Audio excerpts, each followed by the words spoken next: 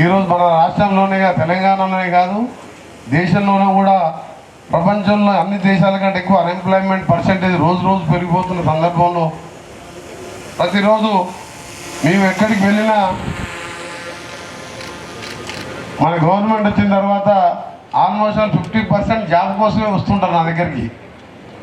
So I requested our respective district collector గారు, మనం ఈరోజు మన మధ్యలో లేరు, హరిచందన గారు, హేమంత్ గారు, మన ఎస్పీ గారు బాగా ఇంట్రెస్ట్ తీసుకొని టీ శాఖ వారితో మాట్లాడి దాదాపు 12,740 వేకెన్సీస్ గురించి 127 ఎంఎన్సీస్ ముఖ్యంగా టెక్ మహీంద్రా కానీ ఇంకా ఇన్ఫోసిస్, అరబిందో లాంటి పెద్ద కంపెనీలు కూడా ఈరోజు రావడం జరిగింది.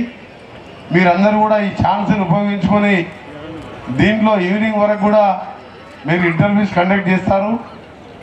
డెఫినెట్గా మీ అందరు కూడా ఏంటంటే తప్పకుండా ఇప్పుడే వారు చెప్పినట్టు టీ శాఖ వాళ్ళు మినిమం 1 lakh నుంచి 12 lakh ప్యాకేజ్ వరకు ఈ జాబ్ చేసుకుంటూ మీరు ఇంకా చదివే స్టూడెంట్స్ వాళ్ళు ఇంకా చదువుకుంటూ జాబ్ చేసుకుంటూ మీ తల్లిదండ్రుల మీద భారం పడకుండా ఈ జాబ్ మీద నిర్వహిస్తున్నాం.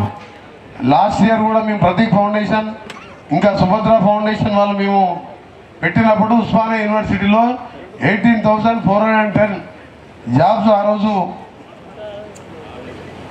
ఇవ్వడం జరిగింది. వరకు ఆ శాలరీస్ ఏంటంటే 3 lakhs నుంచి 15 lakhs ప్యాకేజ్ వరకు ఇవ్వడం జరిగింది ఆ రోజు మేము. ఆ తర్వాత జేఎన్టీలో కూడా దాదాపు 10,000 మెంబర్స్ పైగా ఎంప్లాయ్మెంట్ ఇచ్చుకుంటూ వాళ్ళ పూర్ స్టూడెంట్స్ కూడా ట్రైనింగ్ ఇచ్చే కార్యక్రమం కూడా చేశాం. అందులో ఈరోజు నల్గొండ జిల్లా ముఖ్యంగా నల్గొండలో కట్టిన మహాత్మా గాంధీ ఆ రోజు నేను కట్టించిన ఈ క్యాంపస్లో ఈరోజు 4 బిల్డింగ్లు ఓపెన్ చేసుకుంటూ జాబ్ మేళా పెట్టడానికి ముఖ్య కారణం మన కలెక్టర్ గారు హరిచందన గారు బాగా రిస్క్ తీసుకొని అందరితో మాట్లాడి ఇంకా పొద్దున కూడా నేను మన వారితో మాట్లాడి వేరే కంపెనీస్తో మాట్లాడినప్పుడు నెక్స్ట్ మంత్ మళ్ళీ టైం ఇస్తాను సార్.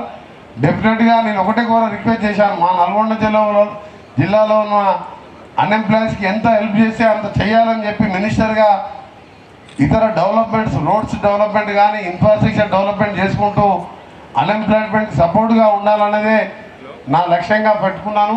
గతంలో 30 lakhs మంది స్టూడెంట్స్ అటెండ్ అయ్యి టీఎస్పీసీ 2 సార్లు ఎగ్జామ్ పెట్టి కండక్ట్ అయ్యి పేపర్ లీకేజ్ కావడం, ఆ తర్వాత టీచర్స్ వేకెన్సీలున్నా ఫిలప్ చేయకపోవడం, పోలీస్ డిపార్ట్మెంట్లో మొన్ననే 13,000 మందికి జాబ్ అపాయింట్మెంట్ లెటర్లు ఇచ్చాం.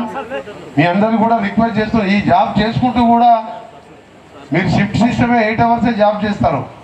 మిగిలిన టైంలో టైం వేస్ట్ చేయకుండా ఫర్దర్ కాంపిటేటివ్ స్టడీస్కు మన గవర్నమెంట్ ఒకటే ప్లాన్ ఏంటంటే నెక్స్ట్ ఇయర్ వరకల్లా ఉన్న 2 lakhs గవర్నమెంట్ వేకెన్సీలన్నీ కూడా మనం ఎప్పుడు కూడా పేదరికం నుంచి బయటపడతాం. మన తల్లిదండ్రులకు భారం కాకుండా మన ఫ్యామిలీతో పాటు మనం నలుగురికి హెల్ప్ చేసే విధంగా మీ టాలెంట్ పెరగాలంటే మీరు జాబ్ చేసుకుంటూ చదువుకోవాలి. మీరు ఎప్పుడు ఎంప్లాయర్గా ఉండొద్దు. ఎంప్లాయీ క్రియేటర్గా మారాలంటే మీరందరూ కూడా ఎక్స్ట్రా టాలెంట్తో బాగా కష్టపడి మీరు చేసుకునే జాబ్తో పాటు మీరు ఎప్పుడు కూడా స్టూడెంట్ లాగానే చదువుకుంటూ ముందుకు పోవాలన్నది మీ అందరికీ మీ ఒకటే ఎగ్జాంపుల్ చెప్తున్నాను. మా డాటర్ అండర్ 16 అండర్ గ్రాడ్యుయేట్ అంటే ఇంటర్మీడియట్ తర్వాత అమెరికా పోయి వచ్చిన తర్వాత ఇక్కడ వచ్చి కొన్ని రోజులు జాబ్ చేసుకొని మళ్ళీ ఆ జాబ్ కంటిన్యూ చేయమంటే 2 years చేసిన చాలు డాడీ నా స్టార్టప్ కంపెనీ పెట్టుకొని నేను ఒక 200-300 మందికి ఎంప్లాయ్మెంట్ ఇవ్వాలని చెప్పి ఆ 2 years బాగా నేర్చుకొని ఇవాళ ఒక స్టార్టప్ కంపెనీ పెట్టుకొని 150 member గర్ల్స్ ముఖ్యంగా ఆమె ఇవాళ ఎంప్లాయ్మెంట్ ఇస్తుంది. ఎప్పుడు నాకు కూడా నాతో ఏం అడగదు, నాకేం చెప్పదు. ఆమె చదువుకున్న అమెరికాలో చదువుకొని 6 years under graduate MS complete చేసుకొని ఇక్కడికి వచ్చి జాబ్ చేసుకొని ఈరోజు ఓన్గా 150 మందికి ఎంప్లాయ్మెంట్ ఇస్తున్నది. ఎగ్జామినేషన్ బ్రాంచ్ ఒక theatre engineering college buildings sanction చేసుకున్నాం. మిగిలిపోయిన బిల్డింగ్స్ అన్నీ కూడా ఇంకా ఎక్స్ట్రా 100 crores శాంక్షన్ చేయడం జరిగింది ముఖ్యమంత్రి గారితో చెప్పి. దానికి సంబంధించి కూడా త్వరలోనే మళ్ళీ నేను వచ్చి ఆ ప్రోగ్రామ్స్ అన్నీ కూడా స్టార్ట్ చేస్తాను.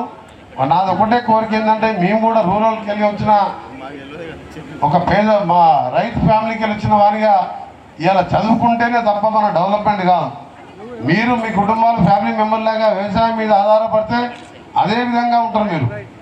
అందుకుంటే అబ్దుల్ కలాం గారు చెప్పేవారు ఎప్పుడు, ఆయన పుస్తకం వింగ్స్ ఆఫ్ ఆయన పుస్తకంలో వింగ్స్ ఆఫ్ అనే పుస్తకం మీరు చదవండి. కళలు పెద్దవి కనాలి, రాష్ట్రపతి కావాలి, ప్రధానమంత్రి కావాలని. ఏమి కాకపోయినా సరే కళలు అనేది పెద్ద కంటేనే మనం ఏదైనా సాధించవచ్చు. అందుకని మీ అందరూ కూడా మళ్ళీ రిక్వెస్ట్ చేస్తున్నాం, ఈరోజు నైట్ వరకు కూడా ఉంటుంది క్యాంప్ ఇక్కడ. టీసాక్ మన ఇన్ఛార్జి గారు కూడా రిక్వెస్ట్ చేస్తున్నాను, ఎప్పుడు కూడా మేము ఏదో బిజీ కార్యక్రమాలు ఉంటాం, అయినా కానీ మీకు సంబంధించిన అన్ని విషయాల్లో కూడా అన్ని అడ్వాన్స్గా శాంక్షన్ చేస్తున్నాను.